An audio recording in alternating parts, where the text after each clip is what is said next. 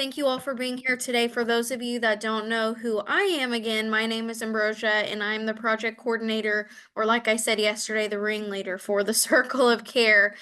So we're so excited to have you guys here today. It's really bittersweet for us because this is our last day of training. So this is our fifth Threads of Hope training, our fifth day two of the training. We're really excited to have all of you guys here. We hope that you enjoyed day one. Day two is going to be amazing as well. I'm going to let Jessica share her screen for us. And like we had talked a little bit about yesterday, I went into a little bit of depth on what the Circle of Care is and all of our different program components. And so what we wanted to do today is on these next couple of slides, what you'll see is a couple of videos that we've done that shows you. For the first one will be our grief support services directory. The second one is going to be the toolkits. And so we're going to show you how exactly you can access these. So for the grief support services directory, you're going to go to the IllinoisFamilyResources.org website. And there's two ways that you can find the directory. The first was at the top. You can click on our logo. Otherwise, if you scroll all the way down to the bottom, you can click on this little box that says Circle of Care and learn more. It'll pop you out into our introduction page. And again, you can find the directory by clicking on the logo, or on the right-hand side there, you can see it says Grief Support Services Directory, and you click on that. It'll pop you into our directory page. So we have two different ways that you can look up grief resources or services in your community. First, we have our map view. So this is for very visual people like Ambrosia. You can look at the map and you can click on your specific county there if you want to look at grief resources by county on the map. Or we have a drop-down menu, as you can see on the video. And with the drop-down menu, you just click on that and it'll drop down and it'll give you two additional options that you can do. You can include statewide results in your search, or you can include neighboring counties. And so we did that because we've recognized that a lot of communities don't have any grief resources in them. And so I'm going to give you guys an example here. So I click on Clark County. Whenever I click on Clark County, you can see that's the community I live in. There are no results found for my county. So we give you an option to include those neighboring counties. Whenever you do that, it'll pop you out again and it'll show there are 9 results in the surrounding counties around Clark County. And so we have, this is an example of one of our non-clinical grief resources, which is a grief support group, I believe through a hospice organization for Sarah Bush, for a hospital. And so you can see we put on there's no cost associated with the service. It's an in-person service. We list what the group is, a description, what ages they serve, what services they offer. We give some contact information, and then if you scroll down, you can visit the website as well. So that's kind of an example of what the non-clinical resources look like on the directory. I also give another example in here. I think I go to Cook County and I think I click on the include statewide results. Yes. And so then I click search. And so you can see with Cook County and the statewide results, it'll populate 342 results. And so this is just one example of one of our clinical grief resources. So for this one, it's a little bit different. We list the name of the agency they're with, what ages they serve, what professional licensure they have, the service they offer, what insurance or healthcare program they accept, and then at the bottom we try to put what specific provider it is that provides that grief specific service. And then this is just another example of one of the non-clinical grief resources that we have. So another thing that I always like to tell people with the directory is we want this to be very, very comprehensive of all of the different types of grief resources, services, and supports that we have in the state of Illinois. So if you guys go on the directory, please go on there, check it out, refer everyone that you know to this directory if they need any type of grief resource or support. And say if you get on the directory and you know of a grief resource or support in your community and we don't have it listed, please report that information to us so we can add it to the directory. You can do that in a variety of different ways. If you guys look at the screen right now on the right-hand side, there's a little tab with a little triangle next to it that says, "We need your help." You can report that there, the grief resource information there. Also, following the training today, we're going to be sending you guys an evaluation. You guys can report any grief resources there as well, or you can email any of us on the Circle of Care team.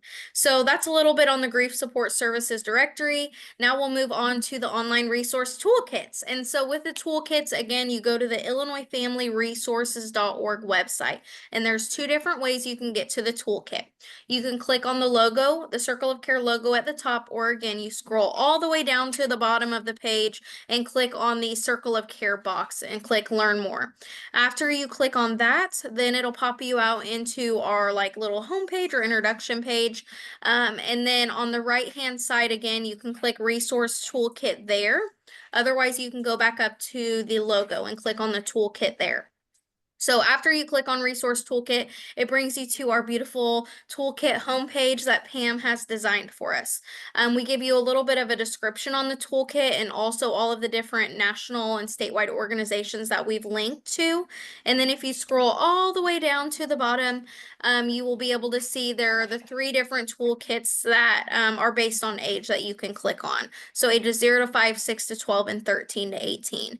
And so you can go in, I think I click on the grade school children, and after you click on that, it pops you into a new page for that specific age. So you can go back, you can jump between pages up there on the top right. You can see where it says intro, very young, grade school, teens, so you don't have to keep clicking the back button. You can jump between pages there. Otherwise, this is where we have all of our resources that are packed in this toolkit. So we have different resources on about grade school age children, about the supporters role, about grief. I think the next one might be in the words of children who have experienced grief. And then down at the very bottom, we have activities. And so we have lots of different topics that we are going to be opening up on and have more resources on in phase 2, which that will be available to all of you shortly. So the toolkits will look a little bit different whenever that is released. And so I did give an example for you guys. So if you click on one of the tools, one of the things that we've done is we link you directly to that organization's website. So we're not taking credit for the wonderful work that they have done. So that way, whenever we pop you into a new tab, you can still click back to the IFRC tab where you can keep scrolling through all of the wonderful resources that we have on there. Now, I think that Pam is here with us today. Pam, did you have anything else to add on phase 2? We're hoping to have that up, I believe, next week or the week after for you guys to view. We've gotten wonderful feedback from all of our attendees of the Threads of Hope trainings on additional resources that they would like to see included in the toolkit. So we would love to hear from you guys. If you have, anything that you would like to see, if you go and take a look through the toolkits and you're like, I need resources specific to this topic, please let us know. Pam, I see you have unmuted, so I just wanted to see if you had anything else to add on phase 2 or the toolkits. Thank you. On phase 2, that first page is a lot longer. Like right now, it has the 3 age groups. Then it's going to have a number of other groups, a number of other topics that you can get more, like something on substance-affected families, something on, the complications that life can pose in the grief process, like how complicated life can be, and there's a whole section with resources in Spanish. There's a whole section that has just basically links to other treasure troves of resources, national organizations. So it has a bunch of topics, and it will be out soon. Perfect. Thank you so much, Pam. And, we're just so excited for you guys to have access to these completely free resources. I feel like I can't say it enough. They're free. We want all of you, we want everyone across the whole state of Illinois to know about these resources, know how to access them, and to use them. So if you guys have any other questions about any of the other program components for the Circle of Care, feel free to drop it in the chat, reach out to anyone on the team. And yeah, that's all I have. So Jessica, I am going to turn it over to you. I'm so excited for day 2, and you guys were so engaging yesterday. It was amazing. I loved it. Just had to throw that out there. Thank you. Pam, I saw your hand go up really quick. Did you want to add something? And there's also a whole section on children's books. These books are not free resources. Obviously, they're published and everything, but there's information on it enough to see and pictures of what they look like. Thank you, Pam. Yes, bibliotherapy is a wonderful way to create connections and share story with children, reflect on words that might feel difficult for maybe caregivers and parents to use. And so it's a nice, safe place to explore those questions. We'll go into how some of that looks today, but thank you, Pam, for including that. I'm going to drop my information also in the chat because I was getting such wonderful messages, but I don't want the busyness of the chat to stop, but it was a little difficult for me to scroll back up and find you all. So I'm just putting it in there. If you need anything, please feel free to reach out because some of you had some really thoughtful questions that I don't want to lose. So let's jump into it today. I was scrolling through how you all took care of yourself, from walks to spending time with your kiddos to music to doing like structural coping, like painting rooms and programming phones. I love it. I love seeing all the different ways that you are all taking care of yourself and connecting. Sometimes we don't realize we're doing it. And so I always like to bring that up to see if we can create a stronger connection. I don't know why I can't find my share button. Host. Oh, it's this one. Okay. Here we go. And so we're going to get started today with just some really quick reminders. One, I'm going to promise to do the same amount of breaks. We're going to break every hour, roughly 50 minutes to an hour, to ensure that you get just a disconnection, your body can move, you can take care of yourself, go to work, answer that email that you're trying to do while you're here and it's getting frustrating. Just want to give that space to you all. Today, we're really going to go into the depth of, now that we've created and laid the foundation of the families and the children we're serving and those contexts that we're searching for, that's not only trauma informed, grief informed, and also culturally informed, but then, okay, what does it mean to implement these services? What does it mean to be supportive in loss? And so we had a chance to go into mental health and substance use disorder and break down some of that education that needed to be made in order to rebuild information we know that's helpful and decreases the impact of stigma, right? But now we're going to funnel that into the stigmatic beliefs around grief in itself. And then when those two overlap, what do we have to take into consideration and what helps? So I like to always add here is that, you know, if grief is a natural part of the human experience, we all have probably felt it in some capacity at this point in our lives in one way or another. Some of us are fortunate to where it hasn't been as heavy in the time you are, but for some of us, it's very palatable. As we move some of these models and frameworks and talk about it, if you notice yourself being activated at all, or it's recalling certain memories or pulling in your own personal story, please take care of yourself how you need to. Turn off your video, get up, stretch, move if you need to step away. We understand you go first. It's always you first when it comes to this topic, and truthfully, a lot of things, most things. So do what you have to do and then return, and we'll be here. Again, this is recorded, as well as there's handouts and resources and toolkits and directories. Tigers and bears, oh my, we will take care of you in that space. So just know that we are here. Okay. So one of the things that tends to happen, and we'll get into this later, is when we come to trainings or we come to these opportunities to lean into conversations, there's give me the script. What do I say? What's the right thing to say? And I want to alleviate and decrease and squash that expectation that there's no right thing to say. Often kids tell us the right thing to say is to tell me that my person can come back. Can you tell me that? Can you fix this? That's the only way that you can fix it. Otherwise, don't try and fix it. And so, in place of that, just by nature, and I went through a training recently where there were some gentlemen in the room that were telling me, like, my wife is getting mad at me when I try and fix things, and I'm realizing I just need to listen. I was like, all right, let's practice that together. I would love their honesty, and that leaned into it. And so these are some skills that are utilized when you're doing group facilitation, but you'll recognize they work even when you're having a one-on-one story that comes to you. And so these are actually group facilitation anchors that we use in the Dougie Center model. It's one of the highly utilized models that we used in children grief programming. But what it really does is it centers the opportunity for the story to be child-led. And so we're going to break down each of these components on how it helps, and then things to be aware of when we're talking about each of these skills. So here we're talking about the skills of awareness, communication, and reflection. So in the skills of awareness, first and foremost is the skill of our own. What is our own story?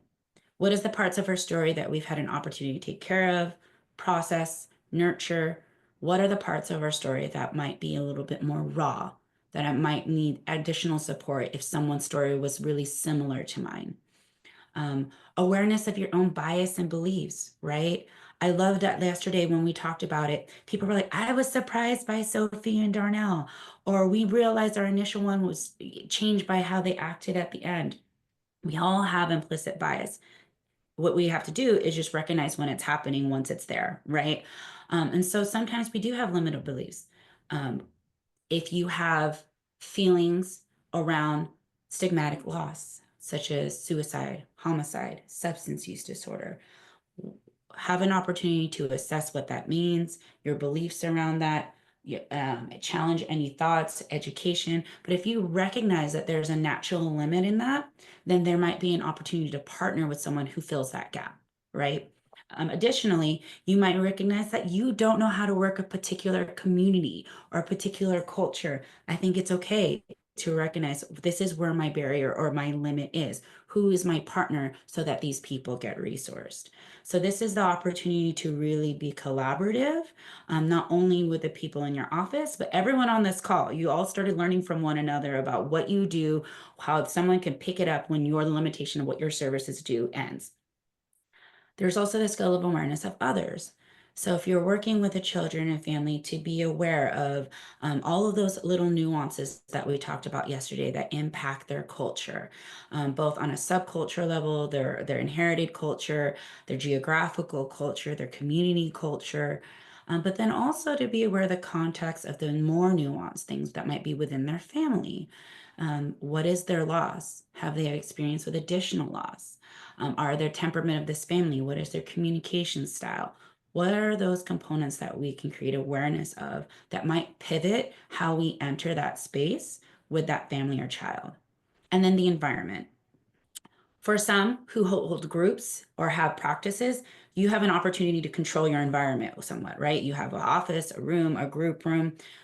For some, if you're a first responder, an educator, sometimes the environment is where it's at, right? And then all of a sudden, a student starts saying, I didn't come to school this weekend because I was at my dad's funeral. And it's not necessarily isolated. It wasn't necessarily said in a way that was a therapeutically or environmentally safe, but they said it in the middle of class. So what can we be aware of when a child decides to share that's in the environment that we can do to protect them, and what we can do to shift that space? Hey, I heard that. I heard you say that you went to a funeral this weekend. I'm wondering if you want to step outside and we can actually talk about this. Or I would love it if you wanted to stay after and give you space to talk about what happened this weekend so we can talk about, dad missing school and all these things. But being mindfully aware. Additionally, I used to run groups at schools, and just due to resources and funding, sometimes there wasn't really a space, like a dedicated space for group. And so I get plopped in different groups. One time I walked into a group space and it was really, really small and it was really, really hot and there was no AC. And so, like, this is the only room we had. And I had to pause them all. Well, then we're going to have to wait. Because if we're going to ask kids to go into a story and into their grief, which might already bring up feelings that are heavy and might create discomfort and a somatic response, this heat will impact that further. It will make them irritable. It might be grumpy. They will have a harder time staying still. What can be aware in our environment, right? Skills of communication. So communication goes beyond just what we say. So this is the breakdown of those little pieces. One is engaged listening, right? I feel like more than ever, and I feel like we're starting to see a curve of the impact of being attached to so many devices and being so readily available has impacted our engaged listening. but how are we physically closing all the tabs in our brain? How are we showing that we're fully present, right? How are we turning our body? How is our body communicating that? How are we able to not think about the appointment that's coming up or what I want to say in response and stay present with the child or family member who's sharing in front of us? Part of that is recognize that silence is okay. It's a therapeutic practice. It has therapeutic benefits. It's also a grief process. It's also developmentally sound for children. Based on the child you're working with, that silence could be really due to them trying to process the question, the activity, the theme, their feelings, and they don't necessarily have the language yet around it. So, really creating the opportunity for silence to be okay. So, what I always say as a rule of thumb, if you thought the silence felt really long, wait 5 more seconds to 10 more seconds and then respond if you want, because it's usually feels longer than it is. But letting that sit is okay. And it makes it okay to also recognize not every space needs to be filled for it to be meaningful. Open-ended questions essentially reflect back to the other person in order for them to tell their story, right? I wonder what that was like for you. I wonder what happened the following day. So you're putting it back to them, and you're keeping it from it being something either you're trying to interpret or you're trying to carry the remaining story. But what that does is it keeps it focused on the person in front of you, so they have opportunity to share as much as they want to. When they're done, they'll say, I really got nothing else, or I don't want to talk about this anymore.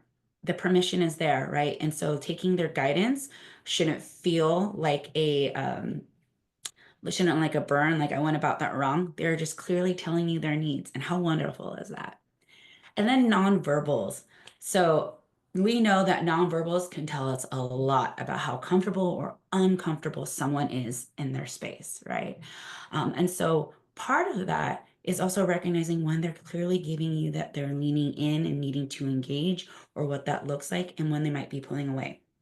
I've been doing this for 15 years and it still doesn't matter. And as you can tell, when you work with kids, they don't care how many alphabet letters you have on the back of your name, what kind of outfit you're wearing, how big and pretty your office is, or the name of your organization.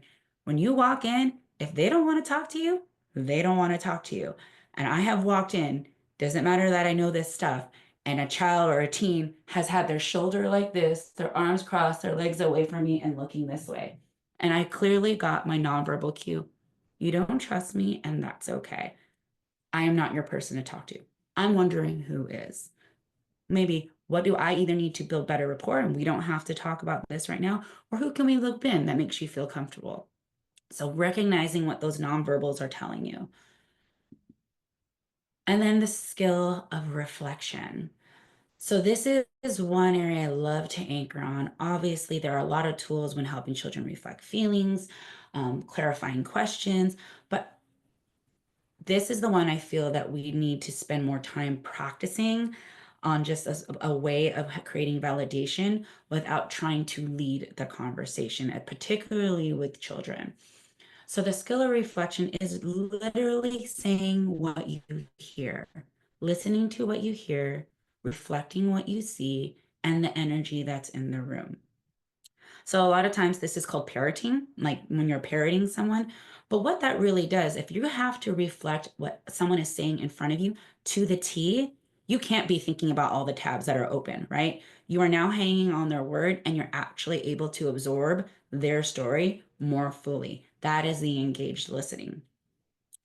But for a child, what you're also doing is you are validating them that you heard them. So there's been times where my son's come home from school. Like the other day, he's like, Mom, you'll never forget what's happened. There was some drama at school. It was like an action movie. I'm like, there was drama at school and it was like an action movie? Yeah. Enzo pushed me and I didn't like it. So I shoved my shoulder back at him and then we just stared at each other. And then the teacher came and the teacher said, What's going on here? And we both ended up getting in trouble. I don't know what's happening. Okay.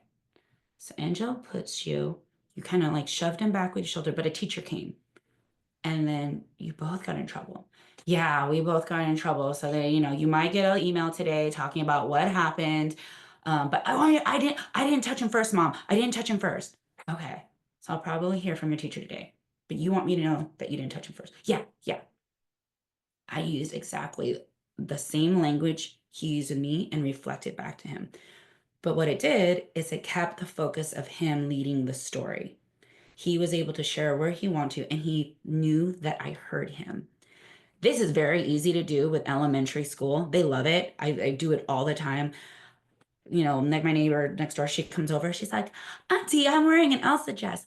You're wearing an Elsa dress. And she is so excited, right? The same can be done when someone's sharing their story. And I'll show some examples later on. For older teens, it's a little bit more about paraphrasing, but paraphrasing still using their language. Because what tends to happen is we paraphrase and we interpret, right? One time I was working with a teen and they were telling me about how much anger, let's see here, I'm interpreting. They were telling me about all the individual events that sounded like anger. It was frustration, it was fighting with their dad, it was all of these components. And I said, wow, sounds like you were angry. And they reflected back at me. I never said I was angry. I told you this, and this happened. And so I said, okay, I'm sorry, you're right. I used the wrong word. Continue. You make, like, I wonder if you want to share more about what happened. So there's this gray area where if we reflect back, we can actually stay with them in their story, what they see. So what you see, it refers to those nonverbal cues, right? So when I see a teen that's laid back and relaxing, I might be having my shoulders in the same way. If I see a younger kid who's leaning in, I might lean in with them. Another way where you can reflect what you see is to recognize that, you know, traditionally we look at eye contact as a way of showing people we're listening. But if we're also being mindful of culture, past trauma, or neurodiversity, that actually might not be comfortable for all families and children. So what I like to move this shift from this idea of eye contact is to eye line. So if a child is looking at their feet as they're telling their story, I might look at my feet too. Or if I notice their eyes are to the activity that they're drawing on their paper, I might look at their paper with them. Because this, where our eyes are meeting, feels more comfortable and it's still reflective, as opposed to me staring at their face while they're looking down, right? That could feel uncomfortable based on their experience, their culture, all of these components. So reflect what you see. And then I have energy on here to recognize that one, teachers use this all the time to bring the energy down when they're excited coming from where they're at, but also to recognize that they might be sharing more in their tone about what they're feeling and how you can meet them where they're at when they're sharing their story. So, an effort to practice the mesh of communication and reflection, we are going to do, guess what? An activity. Okay. So, what we are going to do before I actually introduce the question is you are going to go into groups of 4.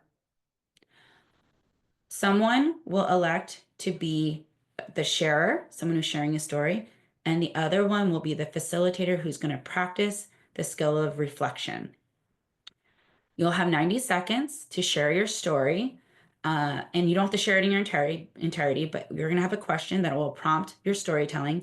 This person's job is to reflect what you're saying and validate, right? The other 2 are going to observe. Observe maybe when it might have come through interpretation, or maybe anything that they see that was helpful or difficult about the situation. And then those 2 will switch. And then once these 2 are done, these 2 will go, and the other 2 that just went will become the observers.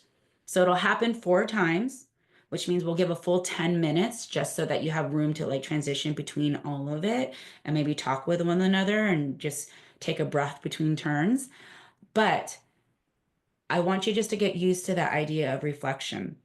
Again, I know that this is like, like usually use this tool with other things, but I just want to see how this feels for everyone if we stay in that space. So, the question that you're going to have is, think of a time when you faced a challenge or a difficult situation. Describe what happened, how you felt in the moment, and what you did next. Okay. And you can pick whatever you want. So you don't have to go into a deeply personal, vulnerable space. It could be, I couldn't get my kids ready for school on time today. And this was my challenge. That's usually my challenge most mornings. So you choose what feels comfortable, and then you will do it 4 times, right? Everyone will have an opportunity, and then we'll come back and we'll share a little bit about how that felt. Does anyone have any questions?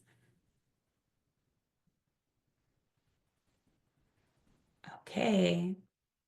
Well, then we have rooms of 4. Happy reflecting. We'll see you all in a little bit. So, how was that for everyone as far as the reflection process? Hard, easy, validating, uncomfortable? When you're discussing things about yourself, it's normally uncomfortable. But it's good to be uncomfortable because that means you're growing, I feel. And you know what else? I just really found it to be, I don't know, our group was just, I think there was an immediate connection and everyone fell into it really well and was very engaging of each other. So, um, as much as, and we just fell in love with Emily. um, so it happened quite quickly. But I was amazed at how well everyone did as far as just really feeling the moment and being there for her as well as each other that shared.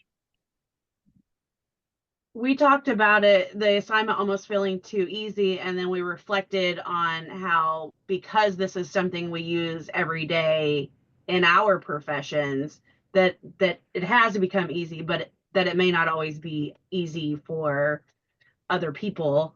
And so just really like we dug into that together too. As the observer, I noticed that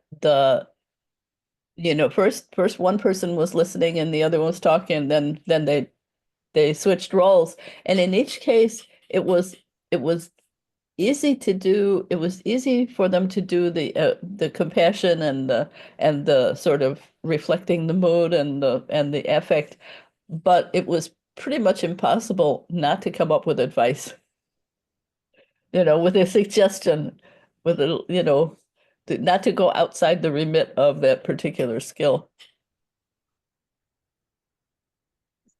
Thank you, Pam. I say Katrina said, we realized we were fixtures, we reflected, but also tried to find solutions. So it sounds like that was similar, potentially similar to what you were sharing.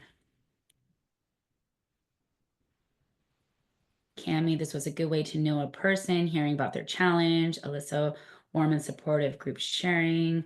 Amber, this is so good. It is very helpful. Reese, validating. It was nice to share my story and to hear others. We spoke about overcoming internal and external challenges with finding support from others while building ourselves up. Love that. I appreciate having the time to connect. We connect so easily with our clients and communities, but oftentimes we do not connect with our colleagues or even take the time to check in with ourselves. It's okay song if I'm not okay. Great song. Check it out. Okay, we are messengers. I have to put that in my phone. Anyone else? I was just going to say, I think the more reflection happens, the more it opens up ongoing communication and the opportunity to connect with each other. Yes, I love that, Anna. Gladys, I saw you unmute too. I was gonna say, in our group, we kind of just all shared and then we reflected together. But it was a good activity to do because you're sharing your story with basically a stranger that you've never met, and that difficult situation. I think when we go through life, making decisions, having these situations, we still have doubts if we made the right choice, if we went the right path, and then reflecting on it gives that person that validation. So you kind of feel good hearing it from an outside person that's not in your environment or in your world. So it was a good experience, I believe. Gladys, and I love how you shared your adaptation that you reflected together. Yeah. Right? You did it in a way that felt comfortable. These are turned into encouragers for each other and sharing experience to help support that. Yes. So this, to echo what some of you shared about, it kept it focused on the person, and I'm hearing they felt heard, It opened up the conversation further. It allowed them to stop, and also they were ready to say that that was enough, right? And so this is just an opportunity to utilize reflection, because what can happen is we lean into the solution or the fix it or how to rescue the situation when we hear a story, because we're already trying to problem solve for some of us, right? Because we might be naturally that temperament or personality. But when you find yourself trying to find the right words, replace it with reflection and see where it takes you. Because what we already know is there are no right words, but you can validate in that space. When I learned this a long, long time ago, me and my husband, he came home from work one day, and I'm like, I'm just going to reflect to him and see what happens. He ended up sharing, and I ended up listening about his workday for a solid 20 minutes. And I don't think I've ever sat in without interjecting with all of a sudden my perspective or what I have, my wise, saged advice to him, what would be. But he ended up just sharing his full day, and I never ended up offering anything. And at the end, he asked me, he's like, what just happened? What was that? What was that? So he could feel that there was a shift in communication. But now we practice it daily when we recognize like they need a container just to share. They're not looking for anything for that space. So add this to your toolkit, practice it with a loved one, watch how they might start looking at you, that something is different, and just start to incorporate it slowly and see how that feels. We are going to take a quick break.